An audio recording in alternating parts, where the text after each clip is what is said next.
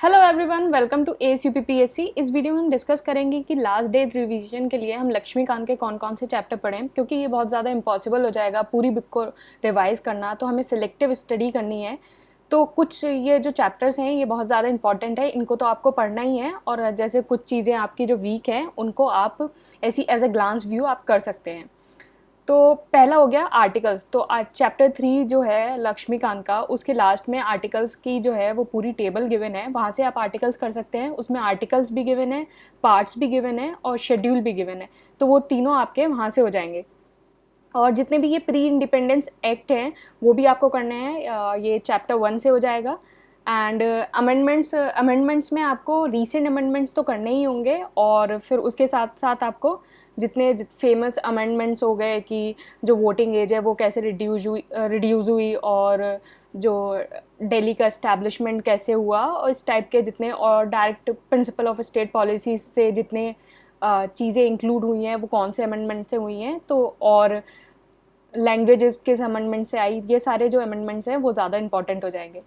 And फिर उसके बाद फंडामेंटल राइट्स में तो एक तो इम्पॉर्टेंट हो गया कि आर्टिकल्स में ही आ जाएगा वो कि कौन सा आर्टिकल किसको बिलोंग करता है।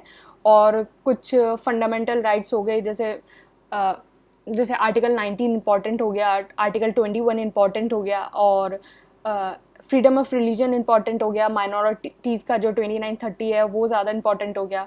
एंड फंडामेंटल ड्यूटीज़ में मतलब आपको मैच द फॉलोइंग में लगाने के लिए आ सकता है कि ये ड्यूटी ये है, ये किससे रिलेटेड है, तो इस टाइप से। और या फिर आपको कुछ कंफ्यूज करके दे सकते हैं, जैसे directive principle of fundamental duties और फंडामेंटल राइट्स वो आपको दे दी, और इसमें से आपको बताना है कि इसमें से कौन सी फंडामेंटल राइट्स नहीं है।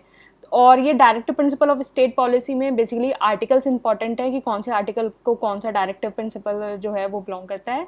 और अमेंडमेंट्स हो गए कि कौन से जो new directive principle of state policy जो ऐड हुई हैं वो कौन से अमेंडमेंट से ऐड हुई हैं।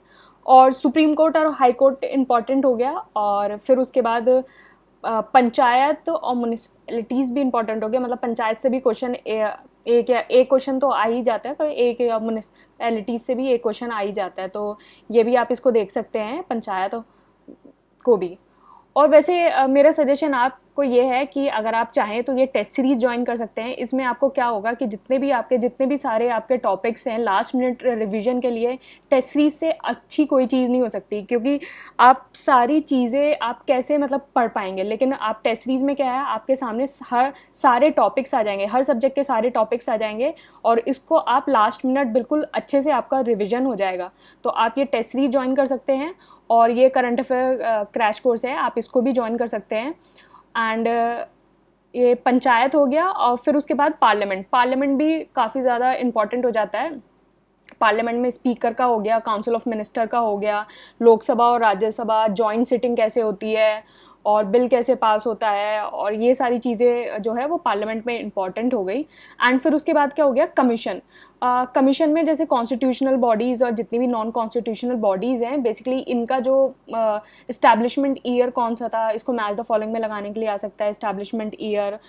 या फिर आपको इनके मतलब कुछ जैसे रिटायरमेंट एज क्या है, और इस टाइप से ये सारी चीज़ें इसमें पूछी जा सकती हैं। तो ये सारे जो टॉपिक्स हैं ये बहुत ज़्यादा इंपॉर्टेंट हैं, आप इनको तो मस्ट ही करिए। और इसके बाद अगर आपका कोई जो वीक एरिया है, आप मतलब अगर आप रिवीजन करना चाहते हैं तो आप उनको कर सकते हैं। और टेस्ट सीरीज आप ज्वाइन कर सकते हैं, टेस्ट सीरीज से आपके ये सारे टॉपिक्स अच्छे से रिवाइज हो जाएंगे। और ये हम टेलीग्राम पे डेली क्विज कराते हैं, तो ये फ्री है, तो आप टेलीग्राम ज्वाइन करके इस डेली क्विज में पार्ट ले सकते हैं। Thank you and all the best.